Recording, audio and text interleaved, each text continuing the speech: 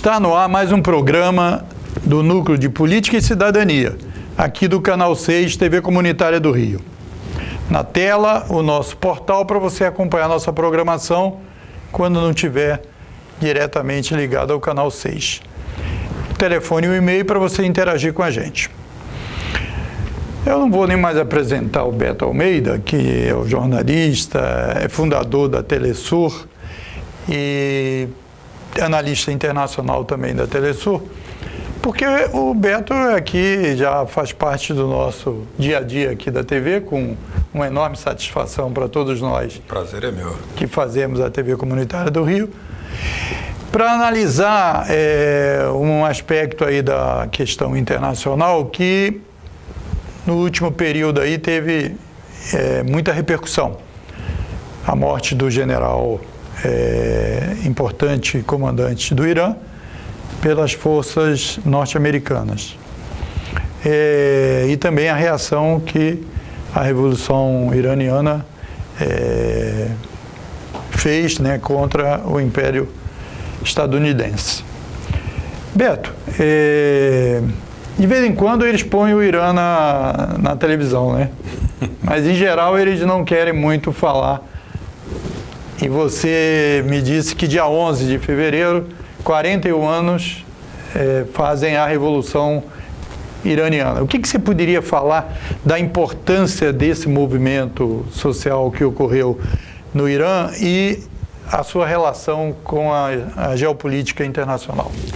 Bom, primeiro cumprimentando você, Moisés, os telespectadores da nossa co-irmã, TV Comunitária do Rio, né? 22 anos, 23 já, né?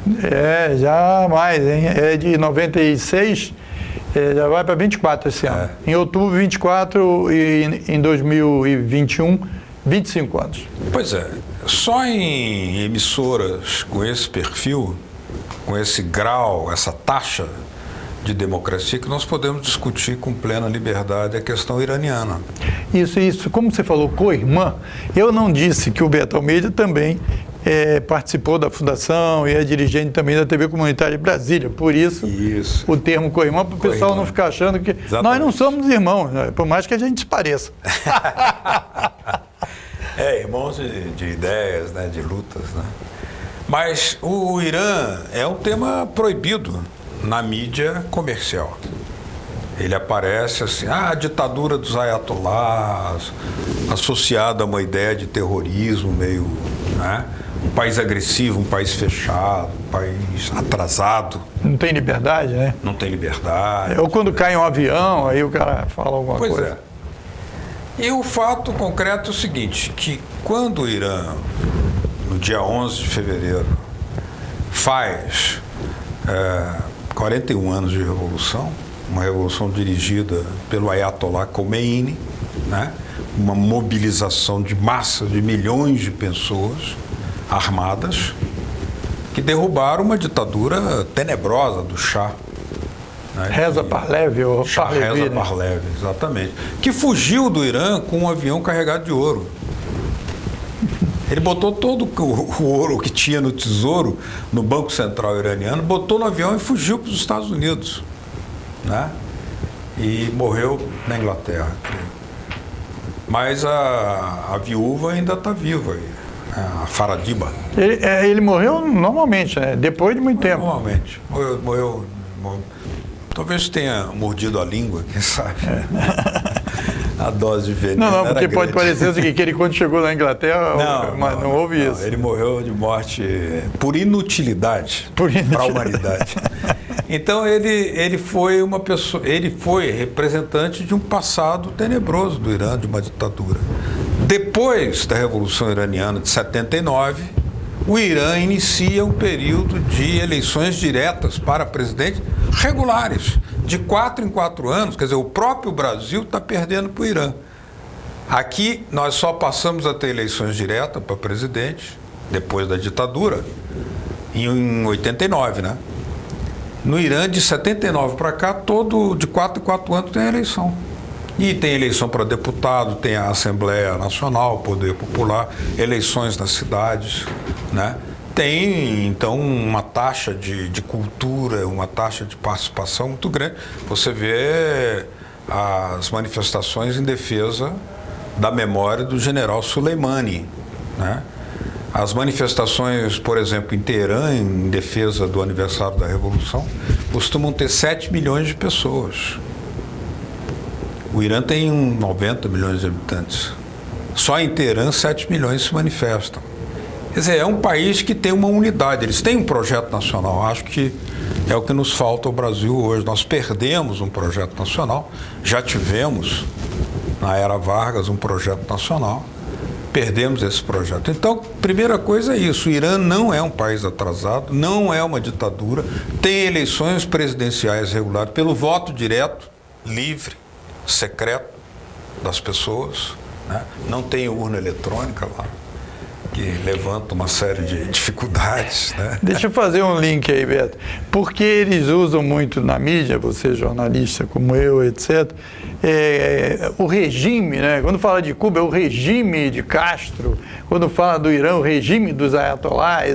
Agora, os outros países que eles reconhecem ou que são ligados a eles, é a democracia. Né? Então, e todos os estudos, né, quer dizer, de sociologia política e tal, reconhecem que cada país vai construir a sua alternativa em cima da sua cultura, da sua experiência. Né? Você lembrou bem o rótulo, o regime dos ayatollahs, uma maneira de esconder um processo revolucionário. Por que eu digo que é um processo revolucionário? Depois da Revolução de 79, foram nacionalizadas todas as principais alavancas da economia. O petróleo é estatal, não há nenhum funcionário inglês mais.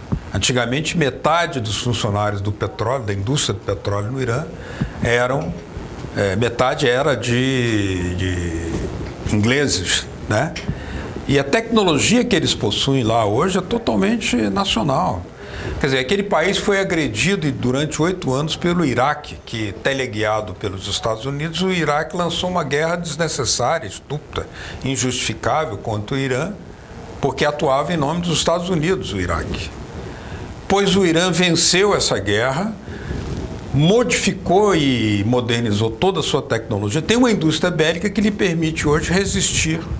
Porque nenhum país pode resistir a 41 anos de ataques e agressões militares dos Estados Unidos e ainda conseguir driblar os sistemas dos drones norte-americanos, né? Fazê-los baixar em território iraniano, os drones espiões, e também agora confundiu e driblou a vigilância da base americana no Iraque, e conseguiu atacar a base. Nenhum país ataca, depois da Segunda Guerra Mundial, nenhum país atacou uma base militar dos Estados Unidos. O Irã cometeu essa façanha. Então, e os Estados Unidos não puderam fazer aquilo que ameaçaram fazer. Então, os Estados Unidos agora estão propondo um tipo de... Mas em nome dessa guerra maluca que os Estados Unidos querem empreender, eles fazem sanções, bloqueiam os depósitos norte-americanos, depósitos iranianos nos bancos norte-americanos. Que é um assalto, né? Um assalto. É um assalto, porque o dinheiro não é deles. Você pode pegar o dinheiro. Ele não diz que tem que garantir os contratos no capitalismo, etc. Pegaram não sei quantos bilhões da Venezuela e, no caso, 100 milhões de dólares foram congelados em 1979, até hoje, 41 anos. Por isso que o governo iraniano chama o governo norte-americano de larápio, de Satã, né? Então, essas são algumas das questões. Agora, fora isso, você tem uma taxa de participação das mulheres que muita gente se impressiona quando você vê as mulheres usando aqueles véus chamados chador, né?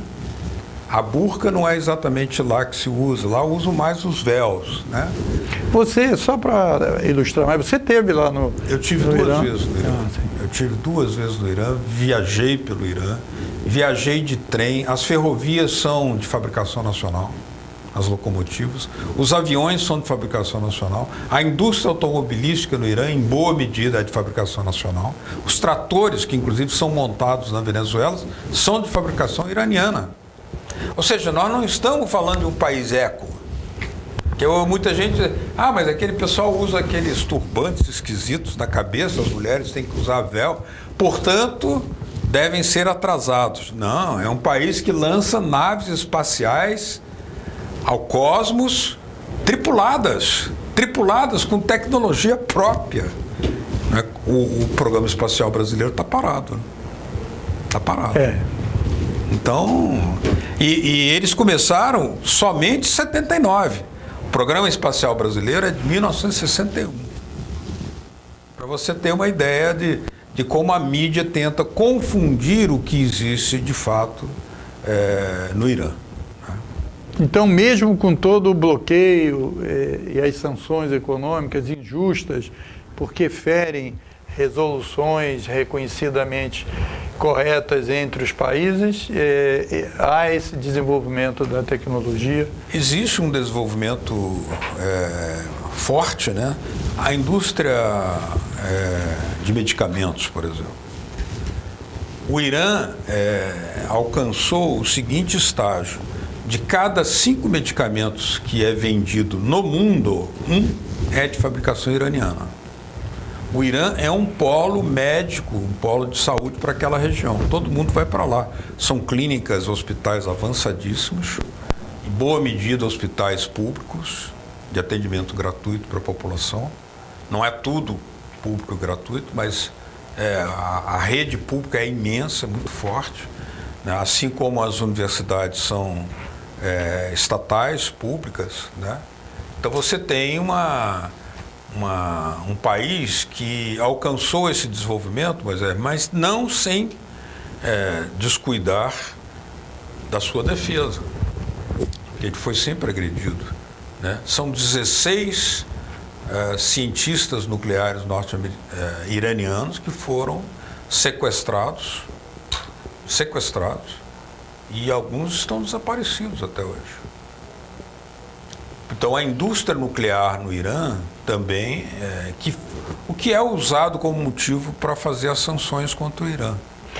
Porque o contexto, né, da geopolítica internacional é um contexto de agressões, né, dos Estados Unidos, claro, a vários países. Teve o Brasil, quando eles disseram que aqui não tinha petróleo. Teve agora, como eles estão fazendo a pressão, ontem mesmo o Trump falou lá e levou um fantoche lá, quer dizer, se dizendo presidente da Venezuela, etc. Tal. E assim o dos outros países, né? Quer dizer, toda a política internacional é uma política de agressão. Então, os países que querem ter independência e construir o seu caminho, eles, infelizmente, têm que gastar uma verba para a questão armamentista necessariamente. Claro. Sem a qual você não consegue fazer frente e ser você e o seu interesse nacional. Então, os Estados Unidos não estão armados. Aliás, o único país que lançou a bomba atômica, né, até hoje. Terrorismo de Estado. Contra um Japão que já havia praticamente se rendido. A guerra já estava praticamente terminada. Os Estados Unidos lançou a bomba de Hiroshima e Nagasaki. A França tem bomba, a Inglaterra tem bomba, muitos países têm, a China, a Rússia, obviamente, que se não tivesse já teriam sido. Por isso que eles estão lá no Conselho de Segurança da ONU com capacidade de bloqueio das resoluções, né? Exatamente. O Brasil tinha legítima pretensão de ingressar no Conselho de Segurança da ONU, mas o Brasil abandonou, fez o seu desarmamento unilateral, né? Uma ideia maluca de Fernando Henrique Cardoso. E hoje o Brasil, assim, a própria mobilidade das Forças Armadas brasileiras está cada vez mais dependente de combustível importado dos Estados Unidos. Você pode ter segurança nacional se você depende de outro país para fornecer o combustível da sua mobilidade. O Irã não. Então, os mísseis são deles, os drones são deles, eles baixam drones, quer dizer, eles não abatem os drones norte-americanos, eles ingressam no sistema de comando dos drones norte-americanos e interferem e fazem com que eles desçam suavemente em aeroportos iranianos, porque são espiões. E o Obama pediu, não, vocês têm que devolver aquele drone, né, que os iranianos mandaram baixar, aquela vez lá, os iranianos dizendo assim, peça desculpas por ter espionado. Não, e também mostre o registro do pedido de entrar no nosso espaço aéreo. É só isso. Se você demonstrar que... Porque os aviões, né, todos os aviões, helicópteros, etc. e tal, eles têm autorização. Precisamos de descer, estamos com problema de combustível, ou qualquer outra coisa. Então. Exatamente. Então nós estamos falando de 41 anos de soberania, de resistência, de autossuficiência, de autonomia, de desenvolvimento tecnológico, de capacidade de defesa do povo iraniano. Isso é o balanço desses 41 anos de revolução. E para não falarmos do que representa o Irã, né, do ponto de vista cultural, né? Porque um dos pontos que o Trump fez lá, aquela basófia dele, jogar dizendo o seguinte, nós vamos atingir os patrimônios culturais do Irã, né?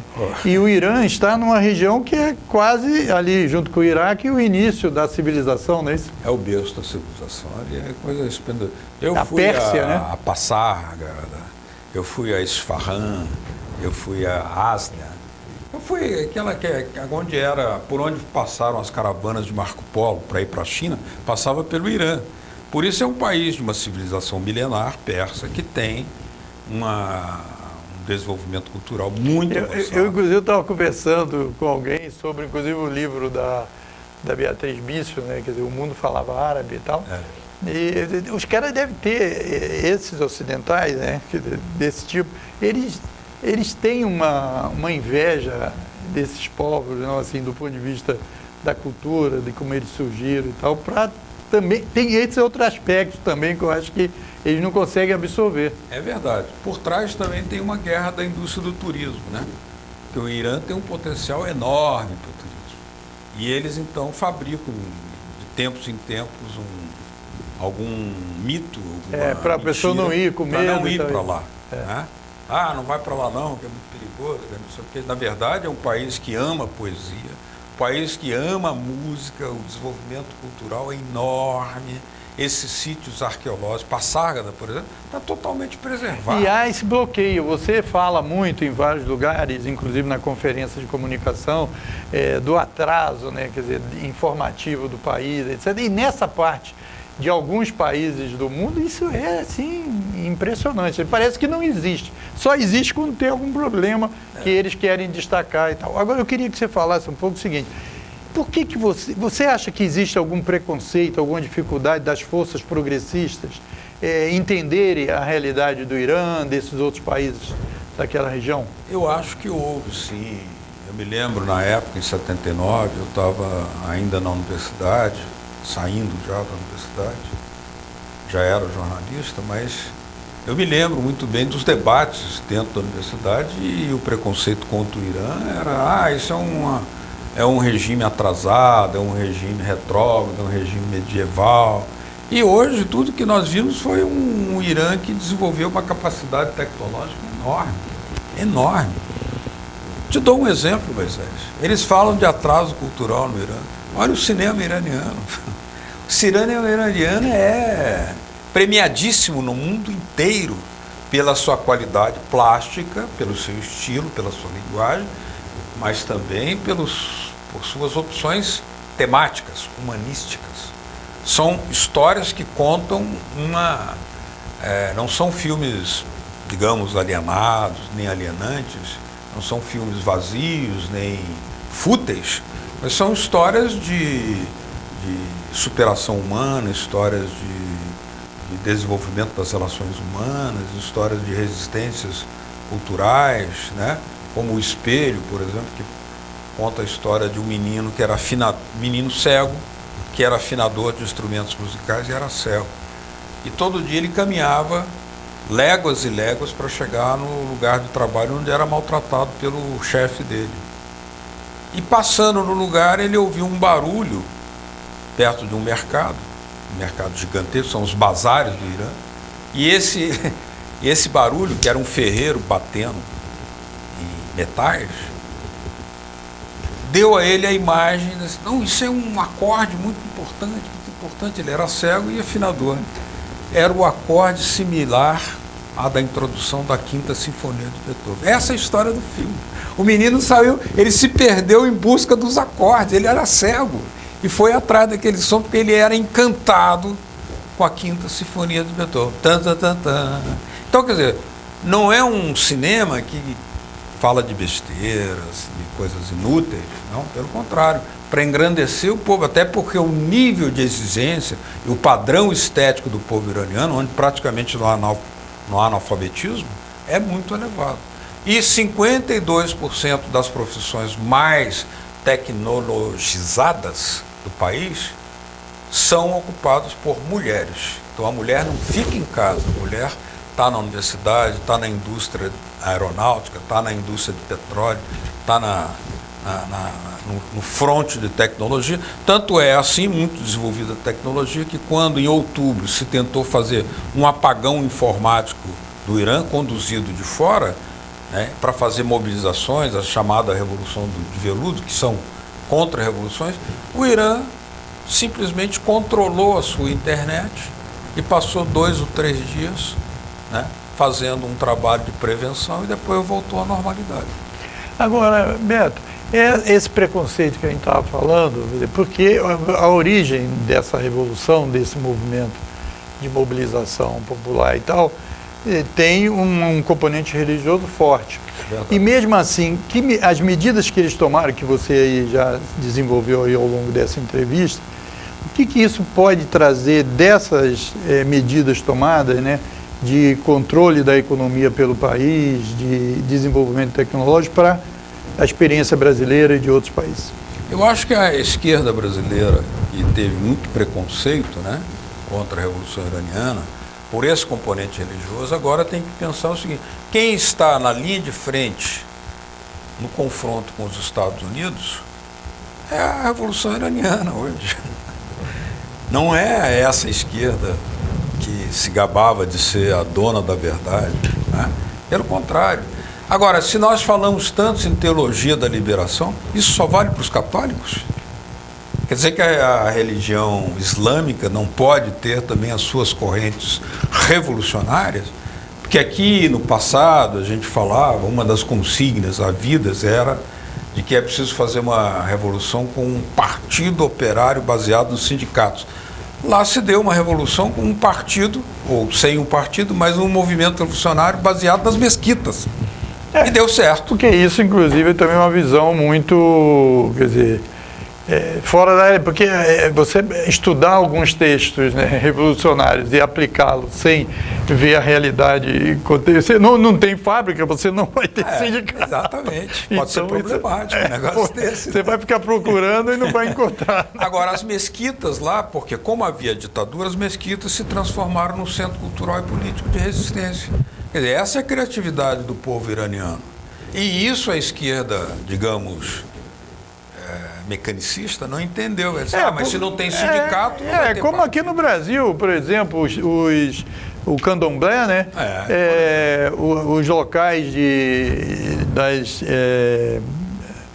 das questões afro-brasileiras na religião foram usados também para o samba, né, se desenvolver, etc. Tal, que eram soluções criativas e de resistência. E a questão principal não é você nomear e repetir num ou no outro país a mesma coisa, e sim você entender. Então, para a gente, nós estamos finalizando, já me avisaram aqui.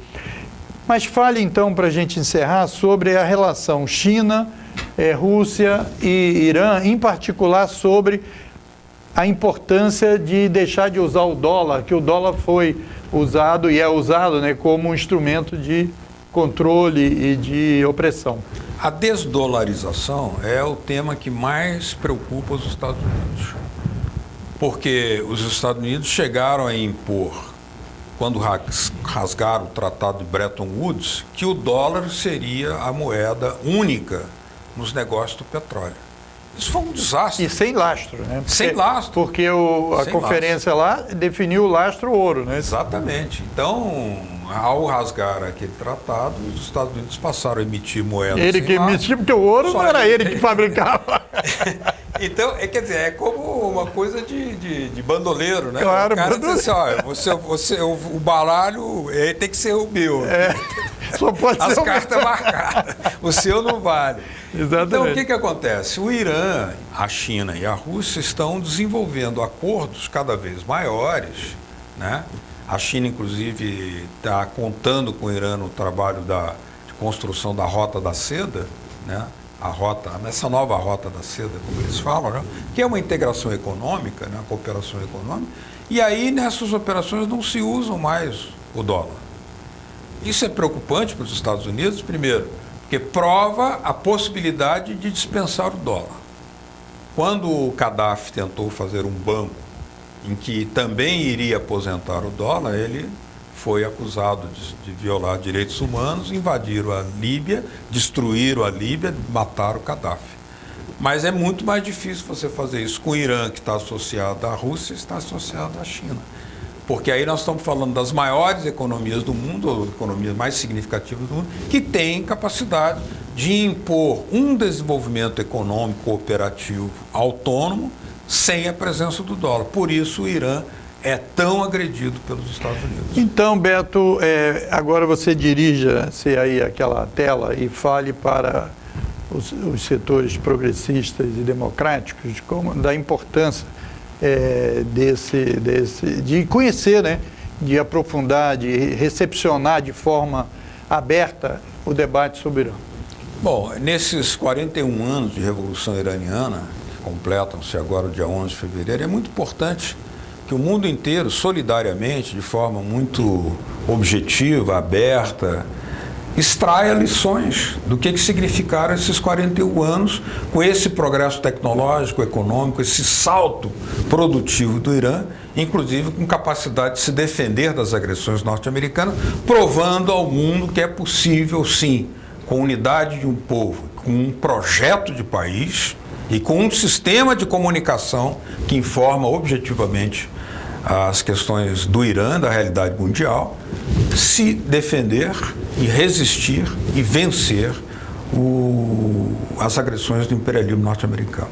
É uma lição muito importante para nós todos. Beto, sempre muito um prazer. Importante você estar aqui trazendo essas lições, essas reflexões e tal sobre diversos assuntos tão diversos. Inclusive, depois a gente vai ter que marcar aí sobre o Getúlio, principalmente o período que eles chamam do Estado Novo, que é o que confunde a cabeça de segmentos progressistas e democráticos no Brasil e em outros lugares. O Márcio Postman, aliás, falou que sem o Estado Novo não haveria o fundamental do Estado brasileiro. Isso está, inclusive, gravado no nosso canal lá no YouTube do Seminário da Brasilidade. Exatamente. Eu quero agradecer a você que teve a paciência e nos deu audiência para esse programa. Dizer a você que na tela está o portal onde você pode acompanhar toda a programação da TV Comunitária exatamente no mesmo horário, no mesmo dia e da mesma maneira que está passando no Canal 6. O Canal 6 passa no Rio de Janeiro, mas na internet você pode ver no planeta todo. www.tvcomunitariatudojunto.rio. O telefone e o e-mail para você opinar sobre essa entrevista com o Beto e as demais entrevistas e programações aqui da nossa grade. Obrigado e até um próximo Núcleo de Política e Cidadania, aqui do Canal 6, TV Comunitária do Rio.